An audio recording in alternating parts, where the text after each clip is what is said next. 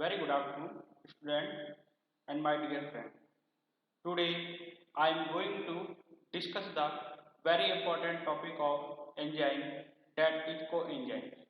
Student, सबसे पहले मैं आपको ये बताता हूँ कि एंजाइम्स को पढ़ने की जरूरत क्यों है, राइट, या फिर उसका इम्पोर्टेंस क्या है। स्टूडेंट, आप जो यहाँ पर कोवर्ड देख रहे हैं, CO यानी कोवर्ड, को का मतलब क्या है, टुगेदर, राइट। इसको हम क्या बोल सकते हैं, टुगेदर, राइट, और विद,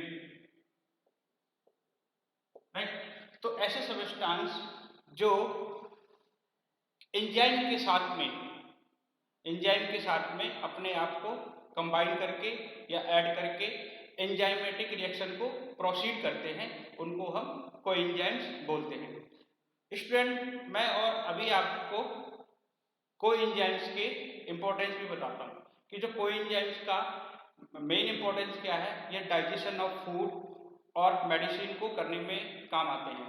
दूसरा इंपॉर्टेंस क्या होगा कि ये हमारी बॉडी में एनर्जी प्रोडक्शन में भी हेल्प करते हैं। तीसरा इंपॉर्टेंस क्या है कि ये DNA रेप्लिकेशन में भी हेल्प करते हैं।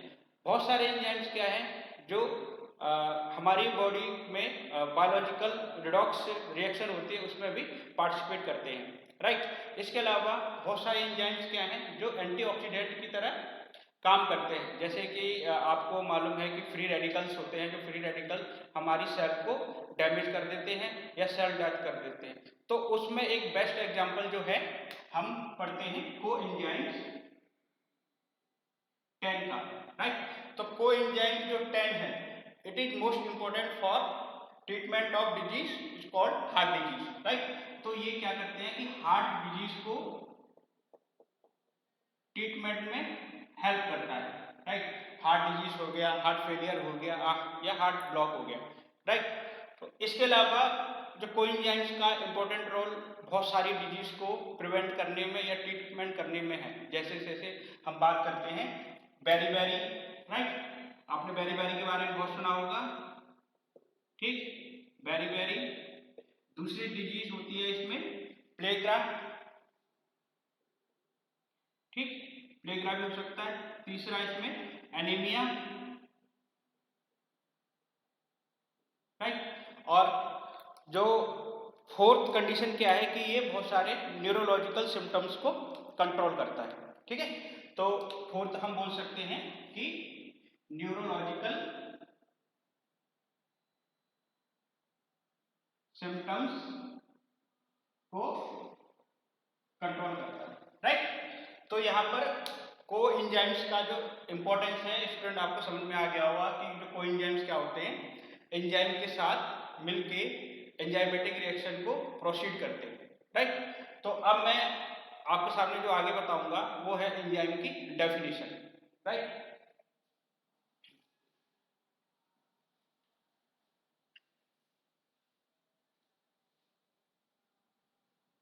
तो स्टूडेंट, जो एंजाइम की डेफिनेशन को हम बहुत कुछ वर्ड के थ्रू बहुत इजीली तरीके से समझ सकते हैं। जैसे SMNOLD,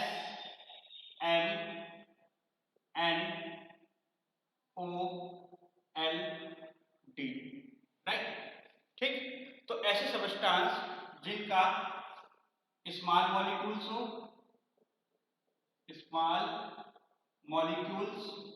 हो, ठीक है, वो मेटल आयंस भी हो, वो नॉन प्रोटीन भी हो,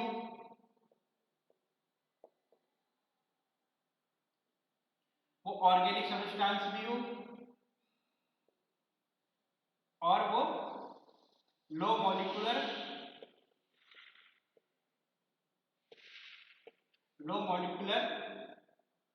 वेट कंटेनिंग सब्सटेंस भी हो, और वो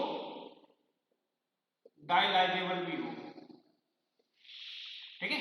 डायलाइजेबल का मतलब क्या होगा कि इजीली तरीके से सेपरेट हो जाएंगे, ठीक है। इसको हम ऐसे भी लिख सकते हैं, इजीली सेपरेटेड, ठीक है। तो स्टूडेंट, ऐसे सब्सटेंस जो इन सारी वर्ड्स के मीनिंग को फॉलो करें या इन सारी प्रॉपर्टी को फॉलो करें, राइट, उनको हम कोएंजाइम्स बोलते हैं। बेसिकली जो कोएंजाइम्स क्या है, एंजाइम की एक्टिव साइट के साथ बाइंड होते हैं और वो अपने आगे की रिएक्शन को प्रोसीड करते हैं। ठीक है, जहां पे सबस्ट्रेट बाइंड होगा वहां पे क्या होता है कि ये कोएंजाइम्स बाइंड होता है। ठीक, तो हम इसको और भी कुछ सिंपल डायग्राम के थ्रू इसको डिस्कस कर लेते हैं। डायग्राम के थ्रू आपको ये बहुत इजीली अच्छी तरीके से समझ में आएगा। जैसे हम यहाँ पर बनाते हैं एक प्रोटीन का, यानी कि प्रोटीन जो हमारा किस नेचर की है,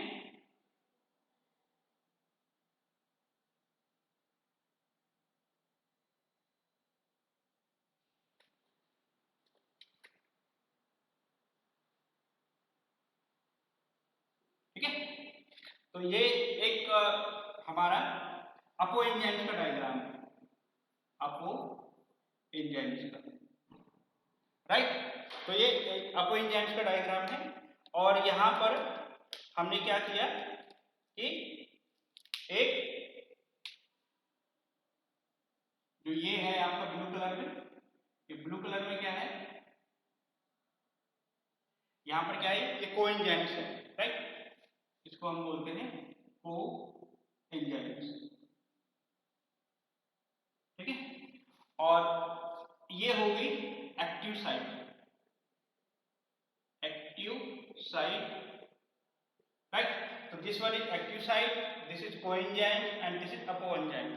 तो ये जो अपो एंजाइम्स है अभी इस कंडीशन में क्या है, नॉन फंक्शनल है, राइट। तो अभी यहां पर क्या है, ये नॉन फंक्शनल,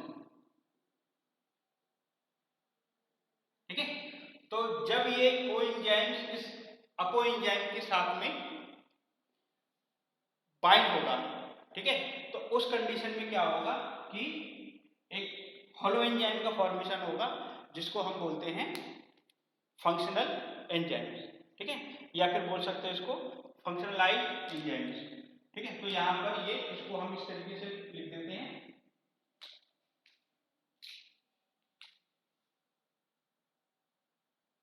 ये है कोएंजाइम्स, ठीक, और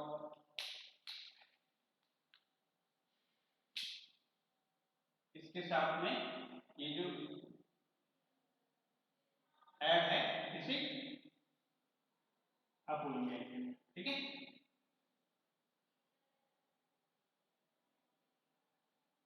तो इस तरीके से हम इस स्ट्रक्चर को समझ सकते हैं इसी तरीके से,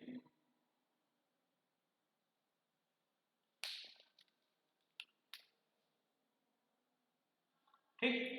तो ये जब पूरा इससे अटैच हो जाएगा तो इस कंडीशन को हम बोलते हैं हॉलो एंजाइम्स, हॉलो एंजाइम्स, ठीक है। तो यानी क्या है कि अपो एंजाइम्स जो है नॉन फंक्शनल है और कोएंजाइम इसके साथ बाइंड होगा तो उस ये हमारा हॉलो एंजाइम्स में कन्वर्ट हो जाएगा, राइट। और जो हॉलो एंजाइम से फिर ये कैसा हो गया, फंक्शनल एंजाइम्स हो गया, फंक्शनल एंजाइम, ठीक है। तो अब इस कंडीशन में क्या हो गया, ये फंक्शनल एंजाइम्स हो गया, राइट स्टूडेंट। तो अब यहाँ पे आपको ये समझ में आ गया होगा कि कोएंजाइम्स की डेफिनेशन क्या है, राइट। अब जो कोएंजाइम्स है वो उनको हम को सबस्ट्रेट या सेकेंडरी सबस्ट्रेट भी बोला जाता है, राइट। ये इसलिए बोला जाता है कि जो ये कोएंजाइम्स हैं वो क्या करते हैं कि एंजाइम में कैटालिसिस जो रिएक्शन होती है उसके साथ साथ ही पार्टिसिपेट करते हैं, इसलिए इनको को सबस्ट्रेट और सेकेंडरी सबस्ट्रेट बोला गया है। लेकिन इसके अलावा क्या है कि जो कोएंजाइम्स है जैसे ही एंजाइम के एक्टिव साइट से बाइंड होते हैं तब वो क्या करते हैं, अपने स्ट्रक्चर में कुछ कन्फर्मेशनल चेंजेस करते हैं, राइट। लेकिन वो कन्फर्मेशनल चेंजेस बाद में ठीक हो जाती है, लेकिन जो सबस्ट्रेट है उसका मेन काम क्या होगा, वो केवल प्रोडक्ट का फॉर्मेशन करता है, राइट। तो हम इसको और भी अच्छी तरीके से समझ सकते हैं with the help of example.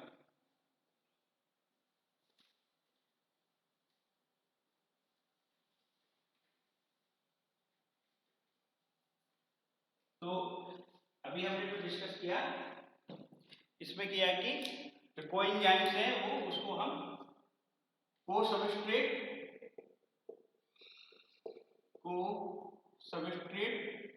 और सेकेंडरी सबस्ट्रेट बोलते हैं। ठीक है, सेकेंडरी सबस्ट्रेट बोलते हैं, राइट। ठीक, तो हम इसके एग्जाम्पल के बारे में बात कर रहे थे कि एग्जाम्पल इसमें कौन सा शो होगा कि जब हम लैक्टेट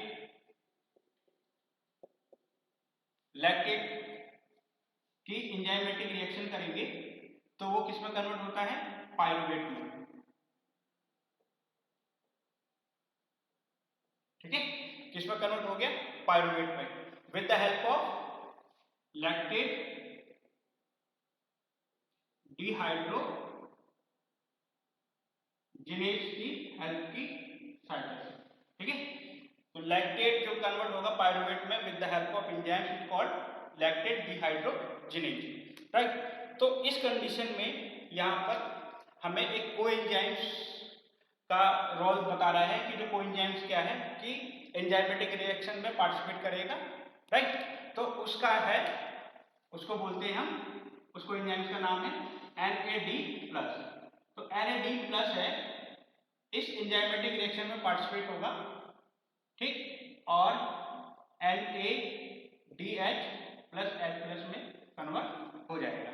ठीक है, तो इस कोएंजाइम्स को हम क्या बोल सकते हैं, इट इज कॉल्ड को सबस्ट्रेट और सेकेंडरी सबस्ट्रेट। ठीक है, और ये जो कोएंजाइम्स है बेसिकली क्या करेगा कि ट्रांसफर ऑफ, क्या करेगा यहाँ पे, transfer of hydrogen and electron. ठीक है, transfer of hydrogen and electron between one reactant to other product, right. तो इस तरीके से ये इसको हम को सबस्ट्रेट या सेकेंडरी सबस्ट्रेट बोल सकते हैं, राइट। अब मैं स्टूडेंट आपको बताता हूं कि क्लासिफिकेशन ऑफ कोएंजाइम्स के बारे में।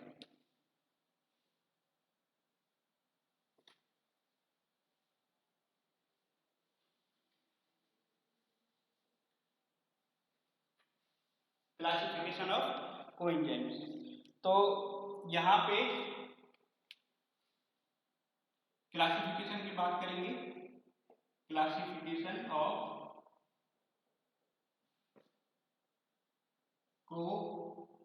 Coenzymes.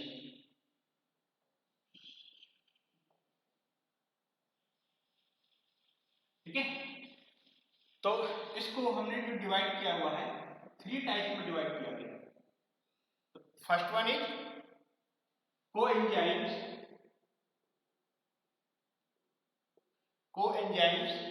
related B complex vitamin,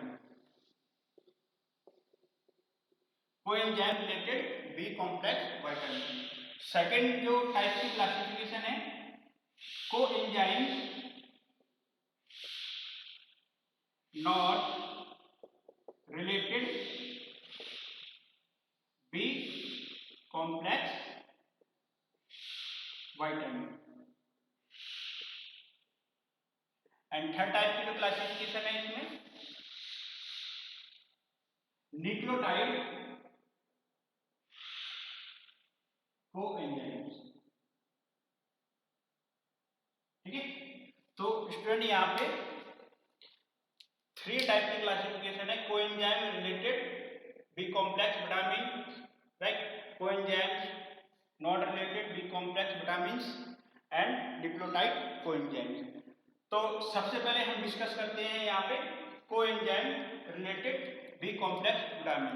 तो ऐसे कौन कौन से कोएंजाइम्स है जो बी कॉम्प्लेक्स विटामिन में इन्वॉल्व करते हैं, राइट। तो सबसे पहले है यहाँ पे the first one is thiamine, pyrophosphate.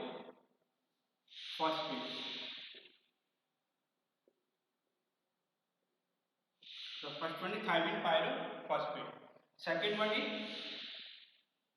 FMN and FDA। ठीक है, इसको हम क्या बोलते हैं, इनका नाम क्या है, फ्लेविन मोनोन्यूक्लियोटाइड, मोनोन्यूक्लियोटाइड। ठीक, और सेकेंड टाइप का क्या है कि फ्लेविन, यहां पर होगा flavin di nucleo 7 adeno, sorry flavin adenosine FAD, flavin adenosine dinucleotide. ठीक है, this is second type. Third type जो है NAD plus NADP, right.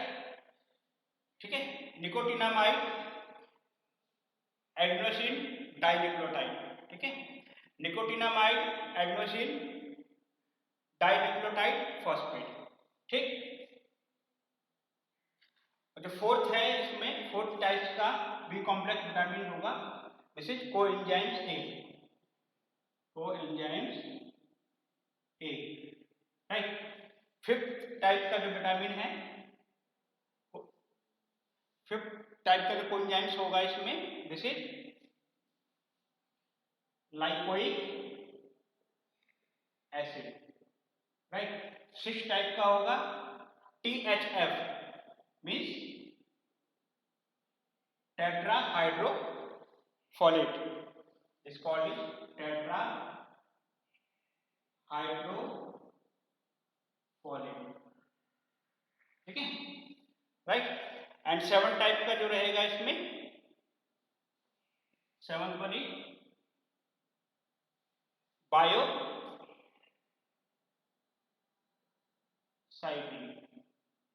And last है एट टाइप का इसमें मिथाइल कोबालामाइड। ठीक है, मिथाइल कोबालामाइड। तो स्टूडेंट, ये जो सारे हैं coenzyme related with B complex vitamin. ठीक है, तो इसमें कौन कौन से हैं, थायमिन पायरोफॉस्फेट, आपका FMN and FAD, NAD and NADP, coenzymes A, lipoic acid, tetrahydrofolate, biocytin and methyl cobalamide. ठीक है, अब हम बात करते हैं student coenzymes not related with B complex vitamin.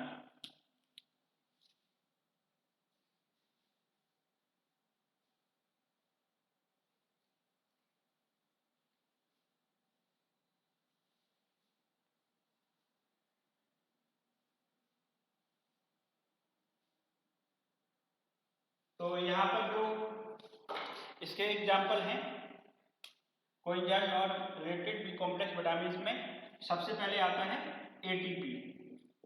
ठीक है, एडिनोसिन ट्राइफॉस्फेट। दूसरा इसमें है CDP, साइटिडीन डाइफॉस्फेट। तीसरा है UDP, यूरिडिन डाइफॉस्फेट। इसके बाद आता है SAM मतलब S एडिनोसाइड मिथोनिन। और इसके बाद आता है PAPS, means phosphate adenosine pyrosulphate, right. तो ये जो सारे कोएंजाइम्स हैं, ये हमारे basically non related B complex type के कोएंजाइम्स हैं। अब हम बात करेंगे इनके न्यूक्लियोटाइड कोएंजाइम्स। तो कुछ कोएंजाइम्स ऐसे होंगे जो जिसमें nitrogenous base sugar and phosphate group containing होते हैं, राइट। तो उसके जो एग्जांपल्स हैं इसमें एक तो आपका रहेगा FMN, राइट, एंड FAD, ठीक। इसके अलावा NAD